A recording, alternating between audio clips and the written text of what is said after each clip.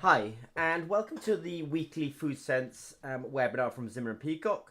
So today's not going to be all about talk, but this is our weekly webinar where we answer technical questions from the week. In front of me, I do actually have the FoodSense Generation 4. It can be FoodSense Generation 4. Now, it's going to be quite a range of topics covered today. I've got some tea in front of me.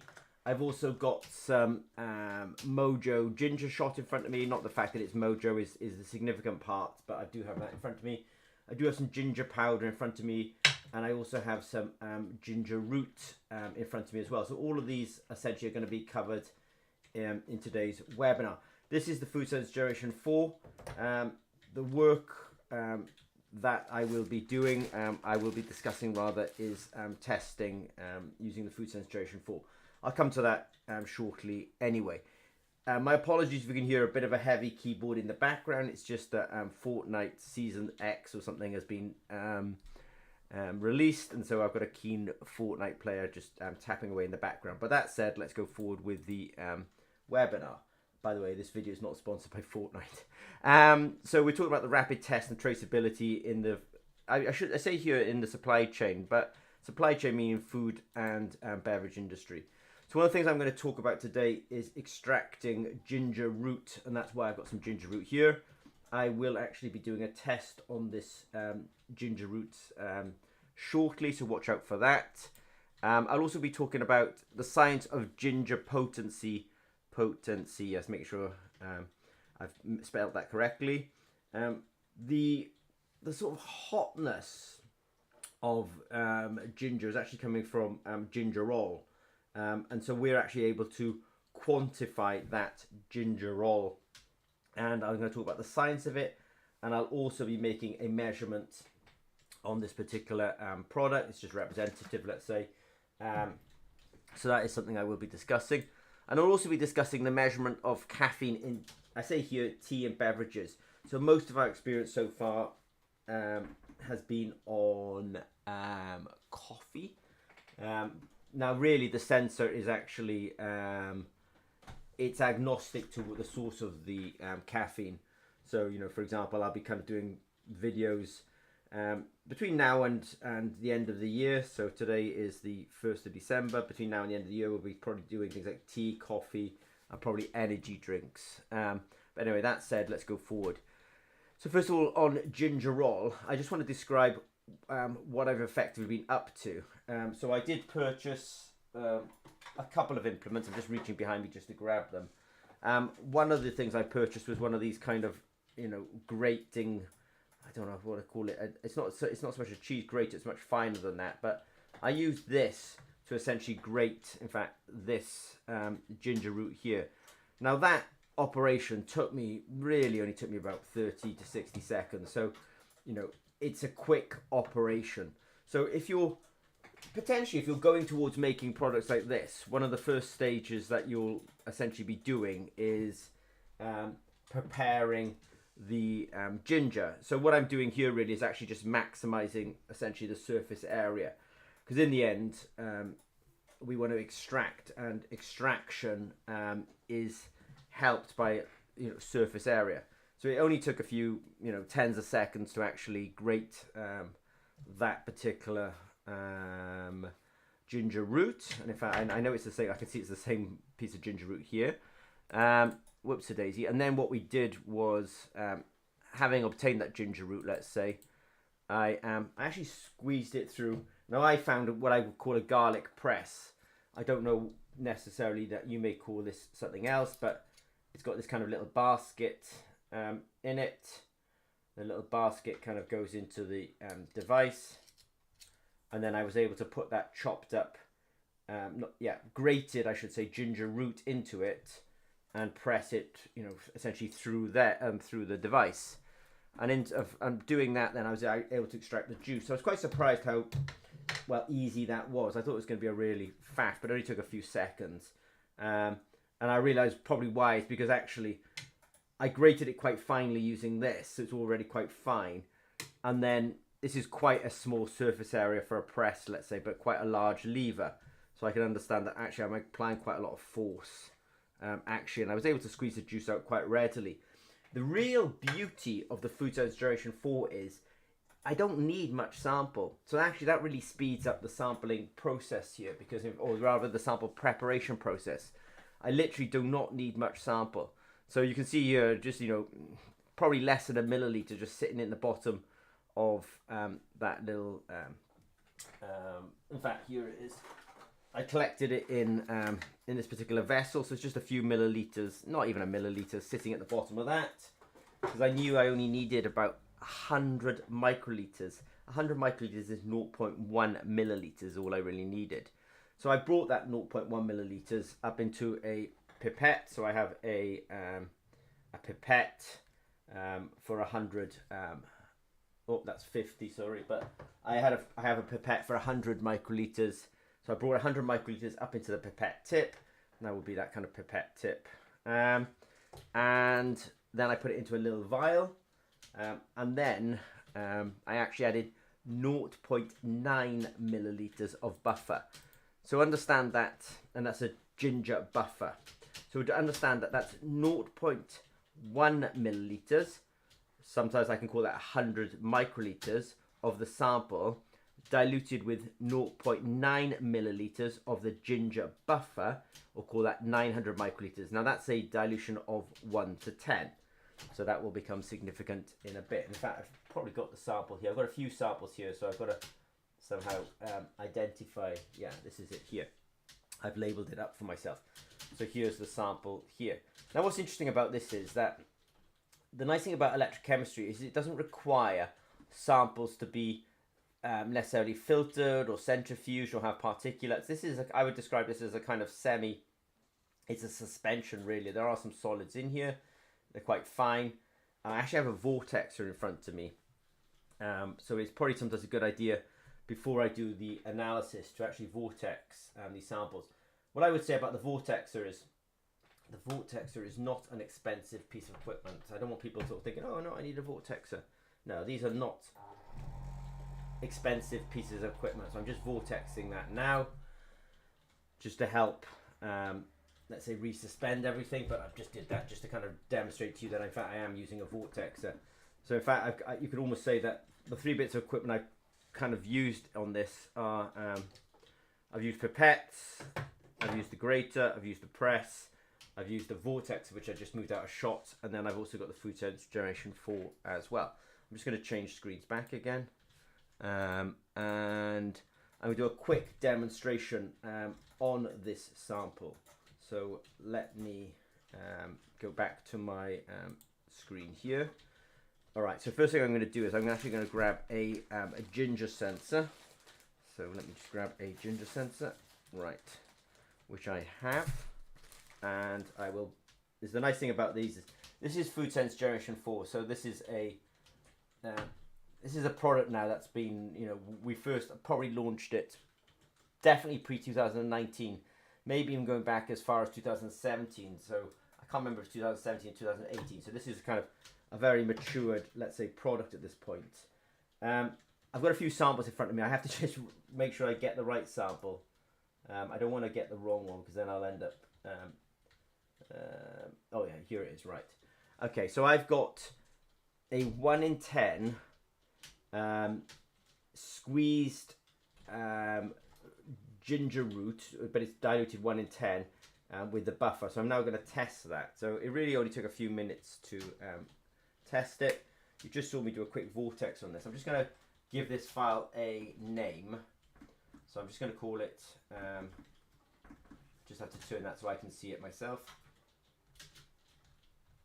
Ginger root 10 1, right. The significance of what I just did will become a little bit more obvious in a second. I'm just going to take 50 microliters of this. This is the powerful thing, because I don't need much sample. The sample prep is much quicker because, you didn't need to squeeze lots of, of that material in order to kind of get the juice out of it, etc. So that was quite a quick process. I've got the name in there. It's a 1 in 10 dilution. That would be significant. So it is a 1 in 10 dilution. Start measurement. And off it goes. I'm not expecting anyone to, in the first instance, be an electrochemist and understand all of this. By the way, if you watch this video a bit longer, I actually am going to talk about the science of this particular device. But what I'm doing here now is measuring the gingerol in the sensor. I'm also going to just have a look at another screen here because I just want to sort of show something as well. So let me just go to here and just do a quick refresh. So I'm going to do is share my just trying to remember how to do this. Share the screen here. So that's running. So what I have is every time I do a measurement, we get a result on the phone, but we also get a result in the cloud as well. So what I'll do is the phone has now got the measurement. So I'll just hold that up to the screen. It says a few things. It says upload complete, and it gives micromolar. Micromolar is a very chemist-friendly unit, but I think really in analytical sciences, sometimes people like ppm, parts per million. So the parts per million here is 1,420. So what I'm now going to do is I'm going to go back to this screen and just say that the really powerful thing about the FoodSense Generation 4 is we can give a result on the phone that you can use in your quality systems, and your kind of quality engineers can write that result down. But if you're kind of the director of quality or even the managing director of a business, you can come up here and you can do a refresh here, which I am doing. And what it will do then is it will actually not only do you get a result on the phone, but you also get a result in the cloud. So here it is here, ginger root. I wrote it as ginger root 10 because that told me that was a 1 in 10 dilution, and I've just labeled it number 1. And what it means now is I can see the raw data behind that number. So this is a really good way of you, and I suspect most people who are watching this will either end up being the end users or will end up managing end users of this system. It means that you can come up here and actually see the raw signal. Now this raw signal, I understand, won't mean much to you. Just watch another 2 minutes of this video and that will start becoming apparent. So here I can see the analysis that we did, and I can see here the calculations. And I can also see, I can see the name, I can see the time and date at which this was done. In fact, it's really accurate because I just did this just a minute ago, and it would be accurate, of course. And the operator as well. So the operator, I just put my email in there, let's see. So now, let me just sort of summarize first of all. Ginger root is a solid phase material. But in fact, if we want to analyze the intrinsic gingerol in it and therefore the potency, just grate it up with one of these, put it through a quick press like this. That will probably, then you just need 100 microliters of the squeezed juice. You dilute that with 900 microliters of the buffer.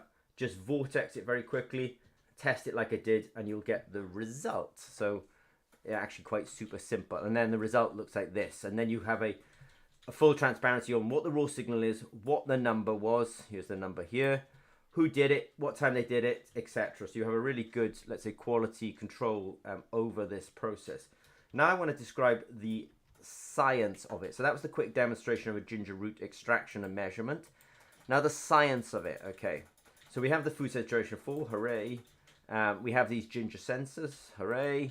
And now what we're doing is we are putting a 50 microliter sample. Now the sample I prepared was 1 in 10 dilution, and we want to quantify how much of these gingerol, sorry, I'm going to just turn that off, how much of this gingerol is actually in that sample. So we use a technique called cyclic voltammetry, and cyclic voltammetry is able to detect the gingerol directly. Now this is the fingerprint, so there's what we call peak 1, peak 2, and in a minute it will also give me peak 3. So these are 3 peaks that tell me that this is gingerol. I'm going to now explain that these peaks actually tell me it's gingerol, and the peak heights tell me how much gingerol is actually in that sample. So what does peak 1 mean? People did ask for the science of this, so I'm going to give it to you.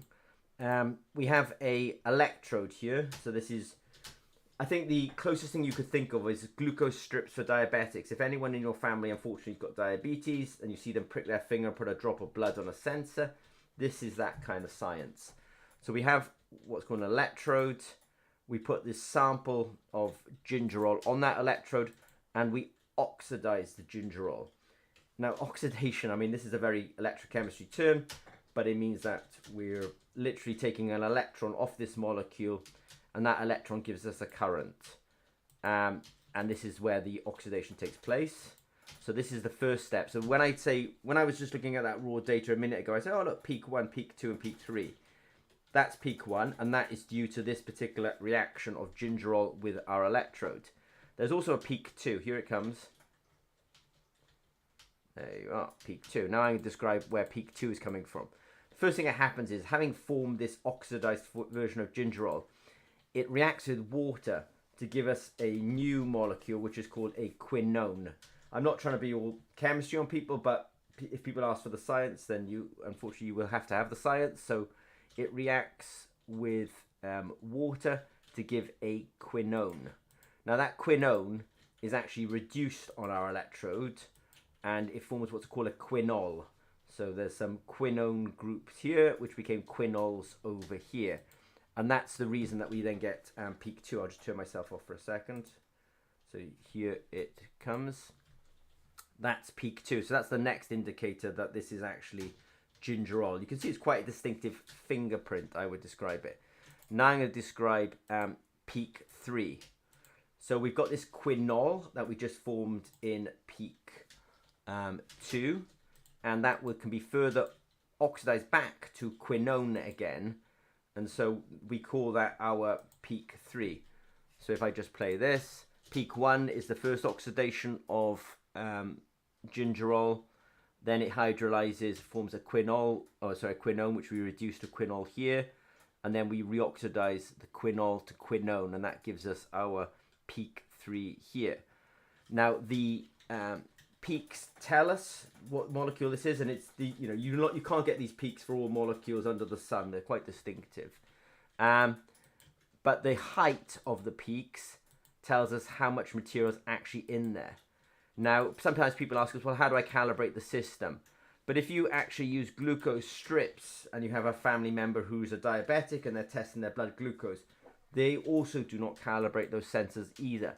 So at Zimmer and Peacock, what we've actually done is, my first role after university was actually making glucose strips. So we actually use the same principles as glucose strip manufacturers.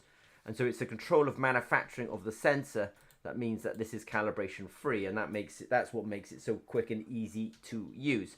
But it's only the repeatability of manufacturing that allows us to actually achieve that.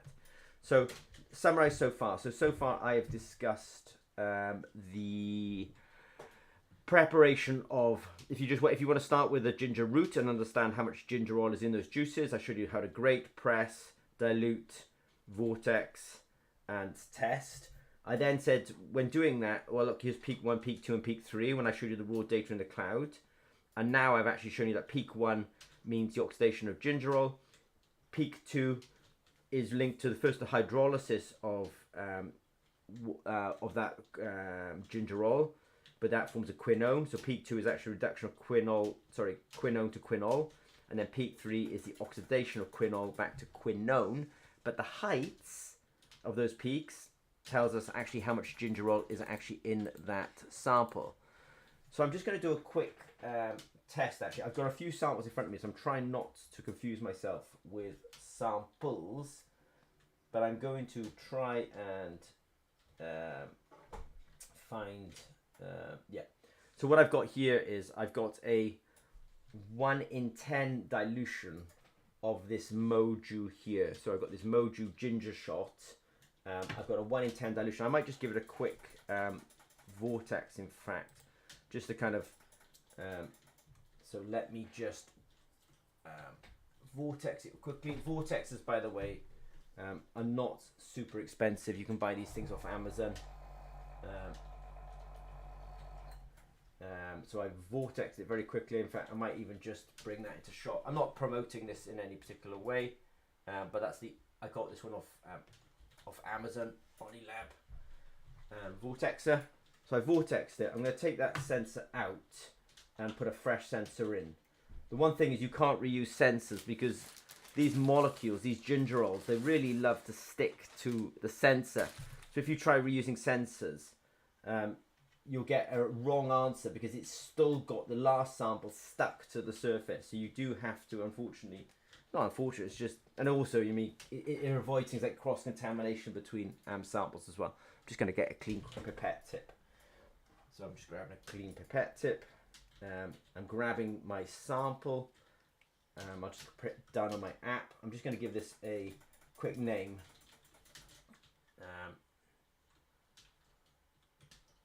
Moju 22. Well, I'll just call it Moju 2. I'll just call it 10 because that reminds me what dilution I did. Right, that should be good to go. I will grab the sample. I keep putting the sample down so it keeps confusing me as to where I actually put it. And I generally have actually put it down and forgotten where I put it. Here it is. Right, okay. So now I'm going to actually run that juice, which I will do.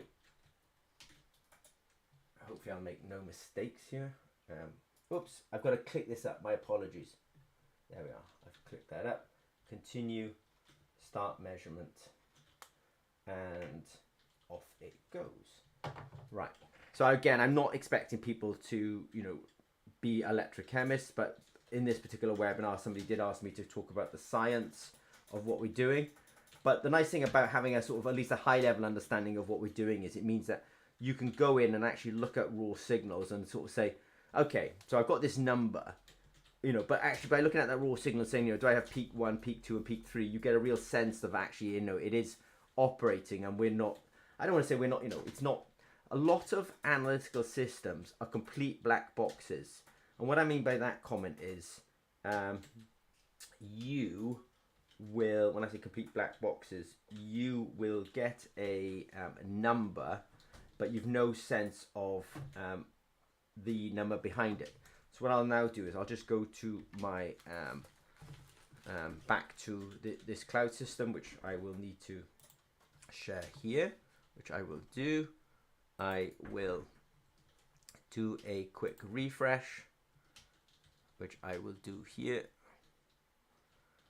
Sorry, not sorry, but let it refresh itself. There's my result, which I will do here. And here it goes. And then I can see my, it's interesting because this is a, I can see my peak 1, my peak 2, and my peak 3. And I can see our analysis here, and I can get my results here, and I can see time. So it's only been about, 10 minutes since I did that first reading. And did I actually do the right? Yeah, I did do it. Okay. And it's only 10 minutes since I did the first reading, and I have a result in the cloud, and I've got full traceability on that. I might do something actually a little bit silly. Because what I've got is, and when I say silly, let me just show you something just real quick. I've actually got some ginger powder in front of me. Now, I've also done a 1 in 10 dilution of this ginger powder. I'm going to do something a bit silly. So when you look at this ginger powder, it's a real slurry. It's not. That's the nice thing about electrochemistry. Again, you don't need to have these super clean samples. But what I'm going to do is I'm just going to take that out. I'm just going to put a fresh sensor in. So this is a ginger powder where I've essentially taken 0.1 grams of ginger powder and put it in 0.9 milliliters of buffer. And I'll just vortex it quick. I'm just doing this stuff quite quickly just to kind of give a sense of things. And what I will do is get a clean pipette tip, which I'm now doing. And now I'm doing something rather silly, but on purpose, if I can call it that. I'm just going to give this a name. Done. Test. Powder. I try to type upside down, which is a little tricky. Powder. Space 1. Back. Right, and I will put this slurry, if I can, oops a daisy, I need to just snip something off. Because it's quite a powder, I just need to snip the end of my pipette off so I can actually get some of that powder up into my pipette tip, which I've now done. Because it's not really a solution at this point, it's more like a sort of a slurry. So I've got that powder on there.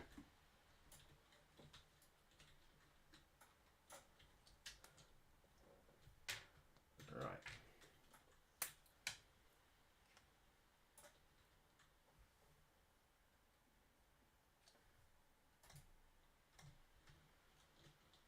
And off it goes.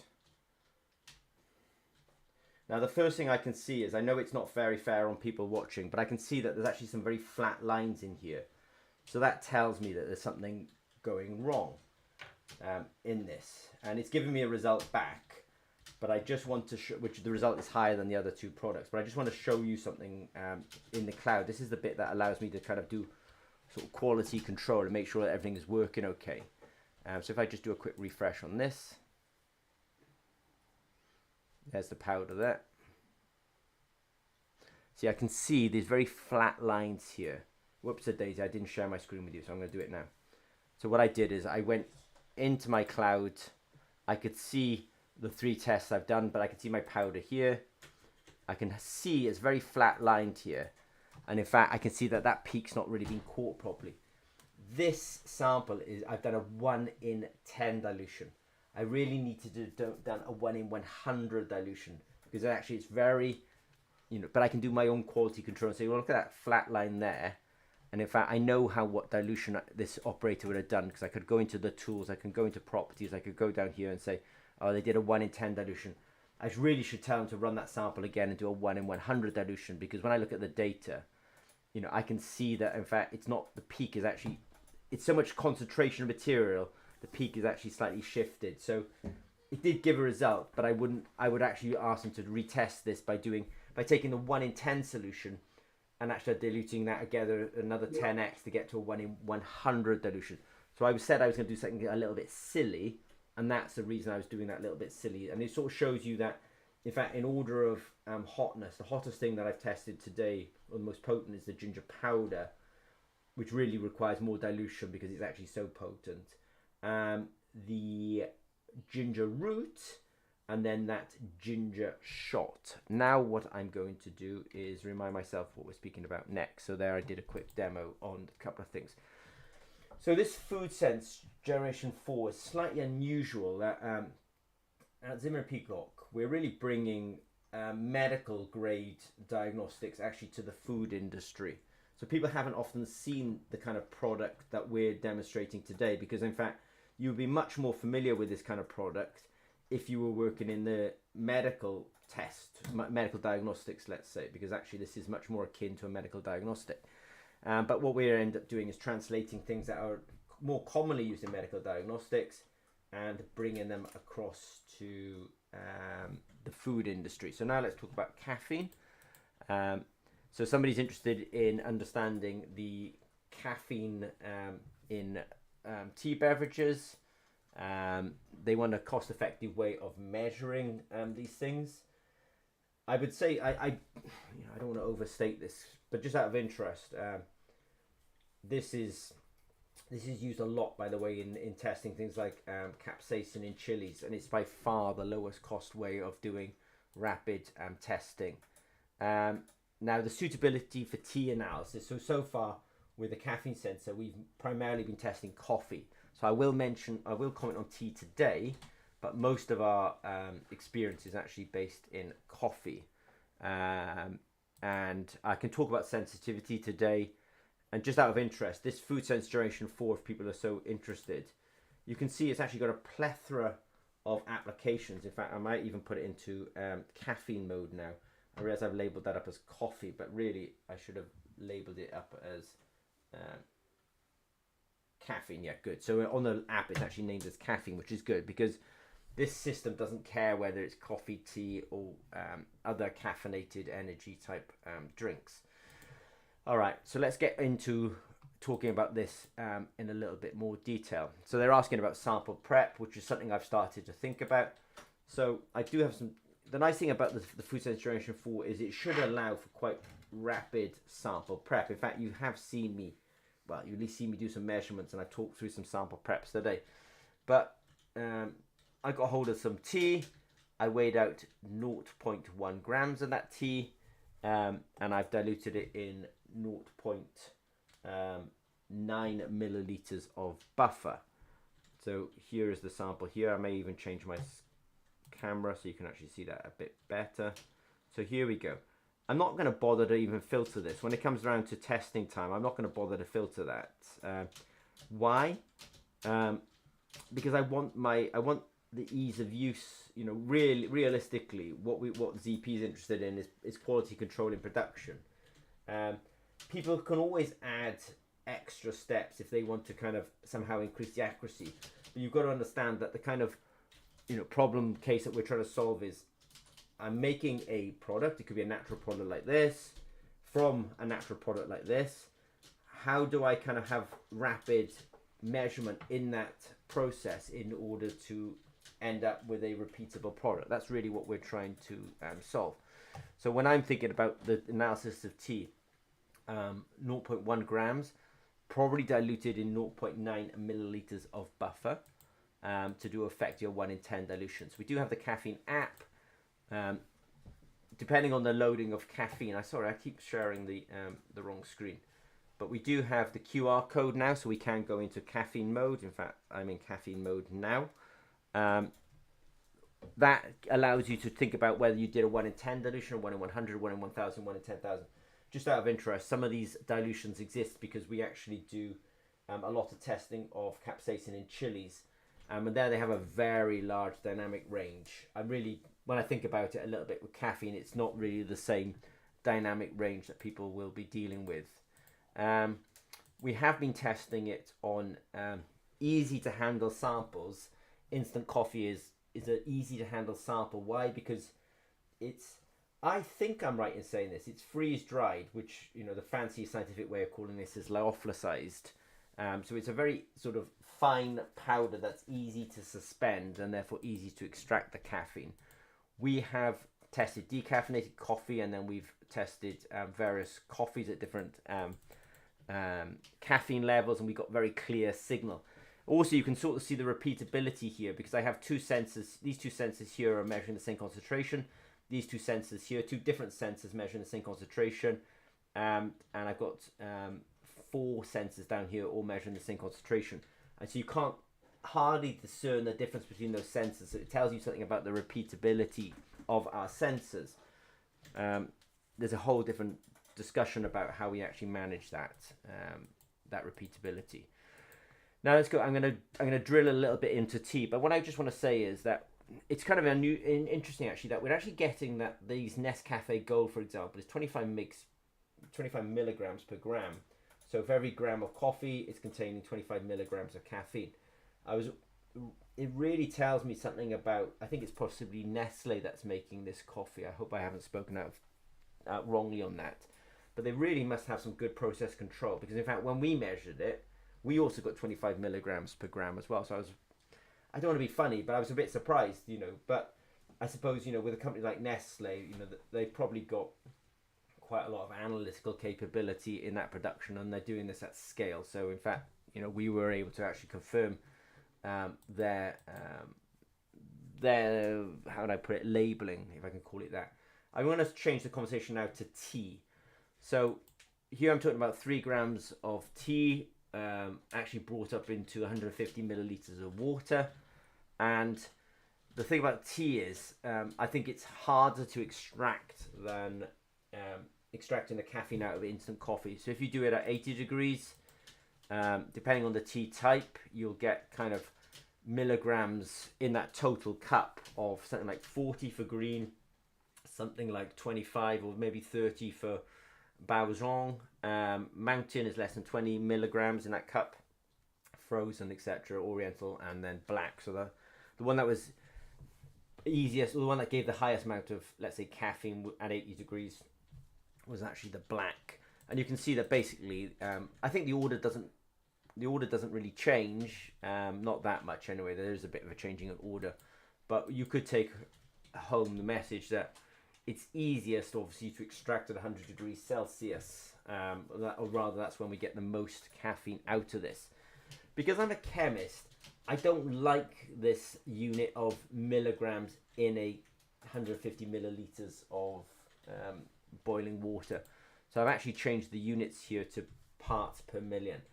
If any of you are into analytical sciences, or you look at concentrations quite a bit, pure chemists talk about molar quite a bit, but in the sort of environmental sciences, water analysis, etc., they talk about ppm, parts per million, and the food industry as well. So I've changed the units into parts per million just to give me a sense of how much caffeine is in these samples, and it's high.